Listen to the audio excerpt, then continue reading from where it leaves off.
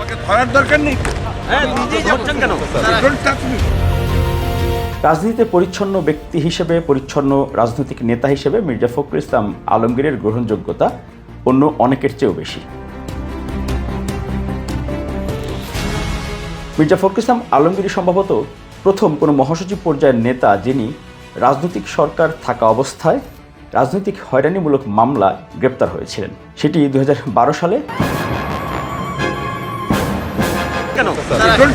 সাংবাদিক হিসেবে ওই সময়ে একটি রাজনৈতিক সরকার তার বিরোধী দলের প্রতিপক্ষের মহাসচিবকে যেই মামলায় গ্রেপ্তার করেছিল, মামলার বাদীর যে কোনো অস্তিত্বই ছিল না, সেটি অনুসন্ধান করে বের করে সেই সময় শেখ হাসিনা সরকারের সময় টেলিভিশনে তুলে ধরার মতো মানসিকতা, সাহস, যেমনি রিপোর্টার হিসেবে আমি গর্বিত এবং আমার প্রতিষ্ঠানের প্রতিও আমি কৃতজ্ঞ।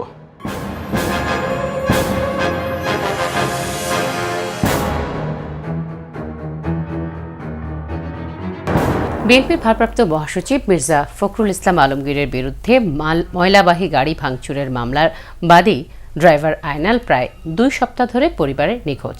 তার কর্মস্থল ঢাকা দক্ষিণ সিটি কর্পোরেশন। ঢাকার সরকারি বাসা এবং নারায়ণগঞ্জের গ্রামের বাড়ির ঠিকানায় কোনো হদিস মেলেনি তাদের। অন্যদিকে মামলার এজাহারের স্বাক্ষরের সাথে আয়নালের হাজিরা খাতার স্বাক্ষরের কোনো মিল নেই। মুস্তফা মানিক ও আমানুল্লাহ ওয়ালসের ক্যামেরায় বিরাজ হোসেন গাজী রিপোর্ট। 9 ডিসেম্বর অবরোধে গাড়ি ভাঙচুরের অভিযোগে দায়েরকৃত মামলায় পরদিন গ্রেপ্তার করা হয় বিএনপির ভারপ্রাপ্ত মহাসচিব মির্জা ফখরুল ইসলাম আলমগীরকে। সিটি কর্পোরেশনের ময়লাবাহী গাড়ি ভাঙচুরের মামলাটি সাজানো বলে বরাবরই দাবি করছে বিএনপি। মির্জা ফখরুলের আইনজীবীও বলছে মামলাটি রাজনৈতিক।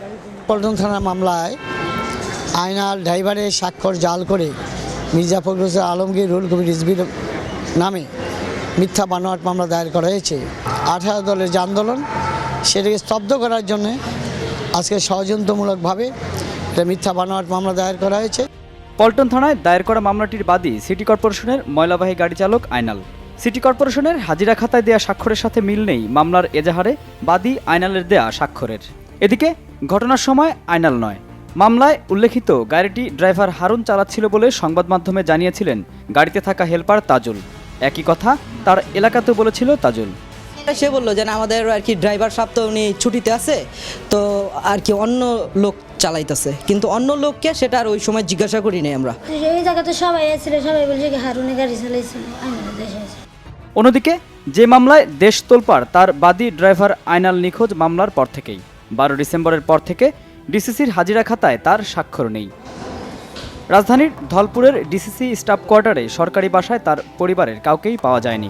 প্রতিবেশীরা জানান বেশ কয়েকদিন ধরেই তারা বাসায় নেই। কতদিন ধরে নাই?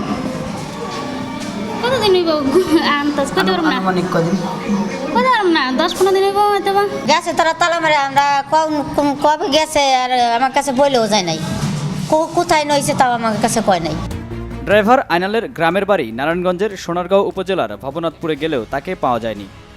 আয়নাল তো আসে না, দীর্ঘদিন যাবো 25 বছর ধরে আসেন। তারা তো এখানে বাড়ি ঘর যা ছিল সব বিক্রি করে দিয়ে গেছে, বিভিন্ন জনে বিভিন্ন অল্প অল্প করে রেখেছে। এই তো আসে না 20-25 বছর দিয়ে।